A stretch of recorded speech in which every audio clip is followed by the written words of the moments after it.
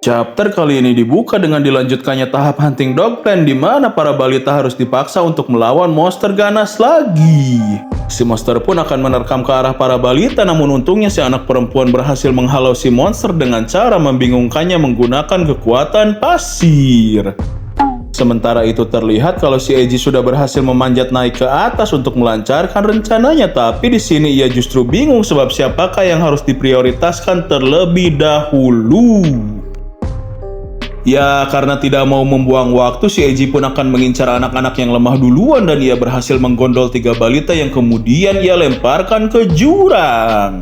Beruntung ia datang bersama para robot sihot sehingga anak-anak berhasil diamankan, akan tetapi salah satu pengawas menyadari kalau ada beberapa anak yang tiba-tiba menghilang dari tangkapan kamera dan sialnya lagi aksi si Eiji malah berhasil terdeteksi oleh seseorang. Sekarang scene pun berpindah ke sebuah ruangan yang memperlihatkan si monster bola besar tengah disiksa oleh remaja yang menggunakan pakaian tempur. Ia pun terus menyiksa si monster tanpa henti dan hal itu membuat si Lion risih sebab takut kalau raungan si monster akan terdengar ke seluruh markas.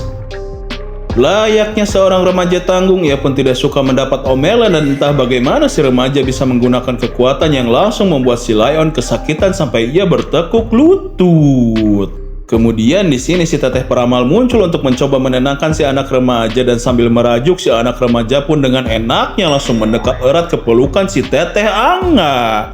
Ih koplok, mun aing eta teh. Ya akan tetapi bukannya menjadi tenang, emosi dari si remaja pun justru semakin menjadi-jadi di mana ia malah kembali menyiksa si monster tanpa henti. Ternyata alasan si remaja menyiksa si monster sebab ia merasa belum puas untuk mendapat berkah dari debu Crimson sehingga ia pun terus-menerus menyiksa si monster sampai-sampai ia kelelahan sendiri.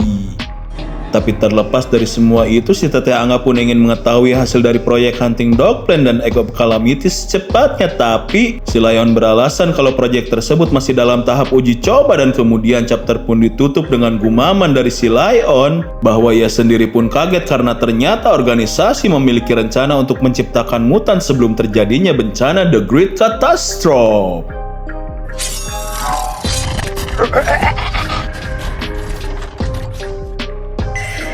Kembali ke si bayi kecil Eiji yang sekarang harus berhadapan dengan si anak perempuan karena sebelumnya ia telah ketahuan melempar 3 anak balita ke dasar jurang.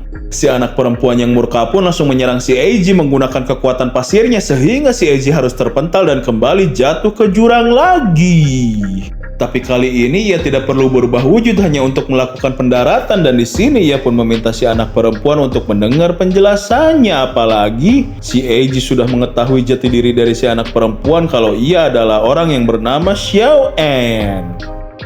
Xiao En sendiri ternyata adalah prajurit yang sebelumnya dihabisi oleh si Letnan Barton dan dengan muka songong si Eiji menjelaskan kalau Xiao En sangat beruntung sebab peristiwa tersebut malah menjadikannya seorang pengguna kekuatan meski hal tersebut harus ia bayar mahal dengan tubuhnya sendiri.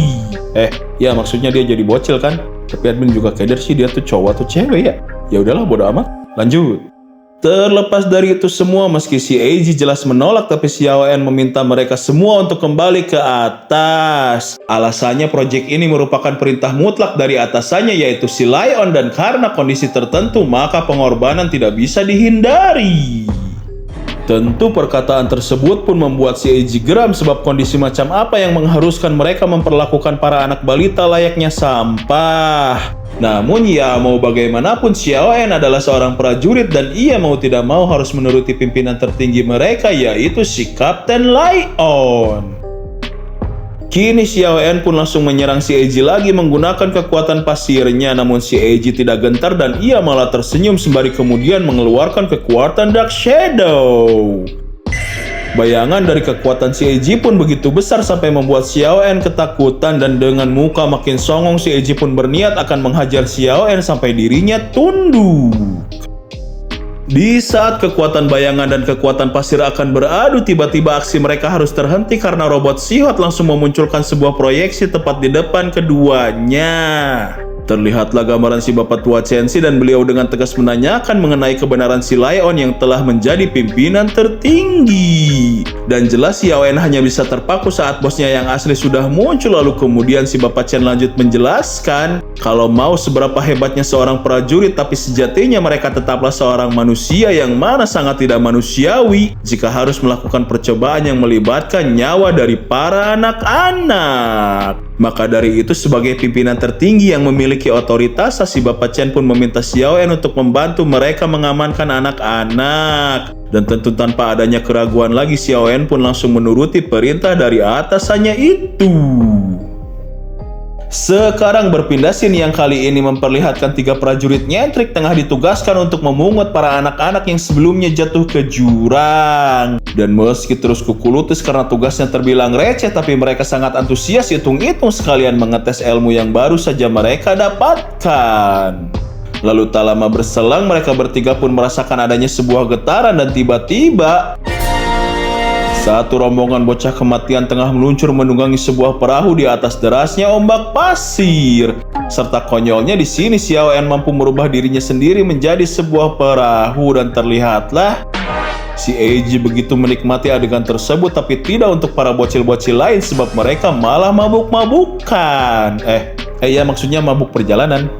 Ya, namun sangat disayangkan scene itu pun harus menjadi penutup untuk chapter yang sekarang.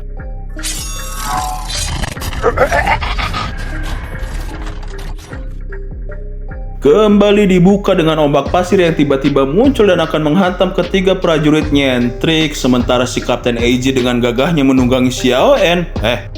Bener sih, berselancar di atas pasir bersama para bocil lain. Trio prajurit itu pun tentu kesal sebab tersapu oleh ombak, sehingga kini mereka langsung melaporkan kejadian tersebut ke seluruh pasukan. Dan di sisi lain melalui robot mikroserangga, si Eiji malah mendapat omelan dari Shihot karena aksinya terlalu mencolok. Yang mana hal itu jelas membuat Shihot kerepotan sebab ialah yang harus membereskan jalan pelarian bagi para bocil. Ya, meski demikian, tapi si Hot mulai serius di mana ia langsung memasang lengan mekanik tambahan dan dengan cekatan ia pun meretas serta mengotak-atik database pertahanan yang ada di seluruh pangkalan. Sementara di sisi lain, si Eiji malah makin keasikan apalagi Xiaoyan merubah bentuknya lagi menjadi papan seluncur. Berkat backup dari Shihot, para prajurit yang melakukan pengejaran pun mendapat halau dari senjata pertahanan mereka sendiri. Dan bahkan pasukan yang mencoba menyergap pun harus wassalam akibat ledakan dari robot pengintai Shihot. Serta tidak hanya itu, setiap akses jalan bisa dikunci dengan mudah sehingga si Eiji pun makin kegirangan karena bantuan dari Shihot tidaklah kaleng-kaleng. Akan tetapi situasi mulai berubah tatkala Shihot memperingatkan kalau di depan mereka terdapat beberapa pasukan khusus dan sialnya yang menanti mereka itu adalah pasukan elit yang berada langsung di bawah komando si Lion. Tembakan beruntun pun lalu dilepaskan ke arah para bocil dan meski tengah panik namun dengan sigap Xiaoyan langsung menaikkan ombaknya untuk menghalau rentetan peluru. Sayangnya tidak semua peluru bisa ditahan sehingga kini peluru tersebut pun akan melesat ke arah si gadis kecil. Tapi untungnya si Eiji berhasil menangkis peluru tepat waktu dan sekarang ia malah ragu karena tanpa wujud Dark Shadow jarak pasukan terlalu jauh untuk melakukan serangan balik. Celakanya di tengah keraguan si bayi kecil, para pasukan justru berhasil menyelinap melewati ombak dan sekarang nyawa para anak-anak sedang dalam bahaya karena mereka akan langsung dihabisi. Meski tahu kalau waktunya tidak akan sempat, si Eiji pun masih mencoba untuk menyelamatkannya, namun tiba-tiba si anak tersebut langsung berteriak dengan sangat kencang sampai mengeluarkan gelombang yang mampu membalikkan peluru hingga kembali menyerang si pasukan. Sementara anak lain yang nasibnya serupa pun juga langsung mengeluarkan kekuatannya, yaitu duri-duri es yang berhasil membelokkan peluru. Akibat hal tersebut, para pasukan yang murka pun akan menyerang mereka secara langsung, tapi hal itu justru memudahkan si Eiji untuk menghabisi para pasukan sebab jarak mereka ada di jangkauan serangnya.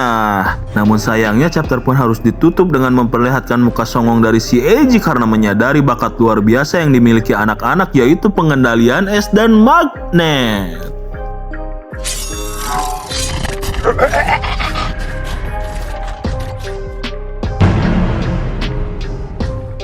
Sekarang si Eiji beserta para bocil sudah sampai di base sentral elevator dan masih dengan petualangan kecil-kecilannya menunggangi perahu Xiaoe, namun kali ini dibantu oleh si bocil pengendali magnet untuk bisa menarik mereka sampai ke atas. Akhirnya mereka sampai juga di atas, serta kini si Eiji akan menyerahkan sisanya kepada Shihot agar mereka bisa dinaikkan ke lantai paling atas menggunakan elevator tersebut. Dan di selang komunikasinya, si Eiji pun mendapat hadiah yang sepertinya sebuah batu giok dari si gadis kecil karena sebelumnya ia telah berjasa menyelamatkan hidupnya. Ucapan terima kasih tersebut rupanya membuat si Eiji cukup senang, namun di samping itu ia juga keheranan sebab si gadis kecil yang notabene lebih tua malah memanggil dirinya kakak. Akan tetapi mereka semua pun langsung dibuat terkejut karena di tengah momen haru tersebut tiba-tiba si Kapten Lion muncul sambil membawa beberapa robot Shihot yang sudah jadi rongsokan. Hal itu pun tentunya membuat Shihot tidak habis pikir bagaimana bisa si Lion menemukan lokasi mereka yang padahal Shihot sudah memblokir setiap akses masuk beserta kamera keamanannya. Tapi si Lion dengan enteng mengatakan kalau ia memiliki sesuatu yang bahkan tidak bisa diatasi oleh seorang hacker, dan hal tersebut tidak lain dan tidak bukan, yaitu si monster bola besar atau Egg of Calamity sendiri. Ya, flashback di mana si Lion beserta pasukan tengah kebingungan karena si monster bola besar atau Egg of Calamity tiba-tiba meraung tanpa alasan dengan sangat keras. Tapi si Teteh Angga mengatakan kalau penyebabnya adalah resonansi yang dirasakan oleh si monster, dan tepat di antara para anak-anak yang kabur terdapat salah satu anak yang menjadi faktor penyebabnya. Yang mana berkat hal itu si Lion pun bisa menemukan keberadaan mereka. Situasi pun justru semakin memojokkan si Eiji karena semua jalan keluar telah diblokir oleh pasukan si Lion. Dan sekarang karena kekuatan si Eiji telah disadari oleh si Lion, maka dengan mengeluarkan darahnya sendiri si Lion pun akan serius untuk menghadapi si bayi kecil Eiji. Akan tetapi tepat sebelum bentrokan dimulai terdengarlah suara pintu lift yang tiba-tiba terbuka, dan ternyata itu adalah si bapak tua Chenxi yang datang dengan pasukannya sambil memakai seragam lengkap. Si bapak pun kemudian dengan tegas mengatakan kalau dirinya telah mendapat bukti yang kuat atas pengkhianatan yang dilakukan oleh si Lion. Dan sebagai otoritas tertinggi di pangkalan ini, beliau pun memerintahkan si Lion untuk menyerah sekarang juga. Ternyata para prajurit selama ini tidak tahu kalau si Lion adalah seorang pengkhianat, tapi kemudian salah satu dari mereka langsung diledakkan kepalanya tepat di depan pasukan lain. Sehingga kini tidak ada satupun lagi dari mereka yang berani untuk meragukan si Lion. Di sini juga si Bapak Chenxi menyadari kalau si Lion dengan begitu kejam telah menanam bom darah kepada rekannya sendiri. Namun si Lion langsung memanfaatkan keterkejutan si Bapak Chenxi untuk menyerangnya, bahkan untuk mengalihkan perhatian ia pun sampai tega menghabisi para pasukan. Tapi sayangnya pertarungan antara si Bapak Chenxi melawan si Lion harus bersambung ke chapter yang selanjutnya.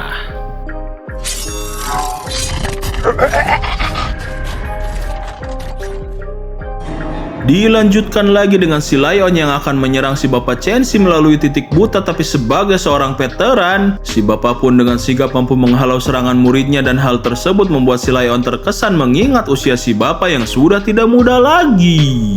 Di sisi lain, si Eiji menyadari kalau ada yang aneh dari teknik si Lion, di mana meski pedang darahnya terlihat tumpul dan bahkan bisa ditahan hanya dengan tongkat komando, tapi setiap tebasan mampu menciptakan frekuensi tinggi untuk meledakkan cairan tubuh, dan hanya dengan sekali serangan kecil saja teknik tersebut mampu menghilangkan nyawa seseorang layaknya memotong tahu. Kemudian karena pertarungan melawan si Bapak Chen terasa buntu, si Lion pun lalu mengancam semua pasukan yang ada untuk menyerang ke arah atasannya. Dan tentu akibat rasa takut, para pasukan tersebut langsung memberondongi si Bapak Chenxi dengan hujan peluru. Namun untungnya si Bapak Chen bisa berpikir dengan cepat, di mana ia menggunakan mayat yang tergeletak sebagai tameng. Akan tetapi di sisi lain si Lion kini membuat tombak darah yang kemudian ia langsung lemparkan dengan sekuat tenaga ke arah si Bapak. Dan tentu tombak tersebut pun berhasil tembus, bahkan bisa melukai si Bapak Chenxi dengan sangat telak. Lalu senyuman jahat pun diperlihatkan oleh si Lion karena tinggal menunggu waktu saja sampai gurunya menghembuskan nafas terakhir. Dan sekarang ia pun berniat untuk menjadikan para anak-anak sebagai target yang selanjutnya.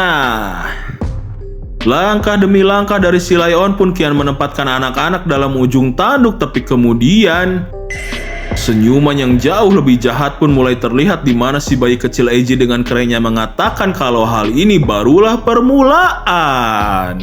Dan betapa terkejutnya si Lion karena yang sedari tadi ia lawan bukanlah manusia asli, melainkan hanya tubuh buatan dari kekuatan si Eiji. Ya, kini sambil melihat ke seseorang yang tengah turun dari atas, si Eiji pun ngedumel kalau ia cukup kerepotan harus memancing si Lion menggunakan beberapa tubuh buatan secara sekaligus. Dan ternyata yang sedang turun itu tidak lain dan tidak bukan adalah si Bapak Chenzi yang asli beserta para pasukannya dengan menggunakan bukan lagi seragam lengkap, melainkan yang mereka pakai sekarang adalah armor exoskeleton yang dibuat khusus untuk pertempuran. Si Hot pun dari ruang komputer dengan pedenya mengatakan kalau dirinya lah yang telah mendesain armor tersebut. Tapi sayangnya ia sendiri malah tidak memiliki akses untuk mengoperasikannya, dan kini diperlihatkan flashback di mana si Eiji ingin membicarakan sesuatu bersama si Bapak Chenzi sebelum memulai rencana mereka.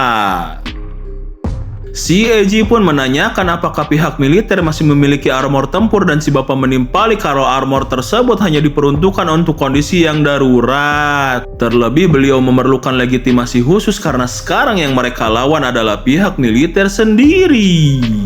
Namun untuk melawan si Lion beserta anggota organisasi sudah lebih dari cukup untuk dikatakan kondisi darurat, sehingga kini dengan menggunakan armor tersebut si Bapak Chenzi yang terlihat mirip seperti Kamen Rider ini pun langsung memerintahkan para pasukannya untuk memulai operasi membekuk si Lion. Tapi amat sangat disayangkan, pertarungan itu pun harus dijeda lagi ke chapter selanjutnya.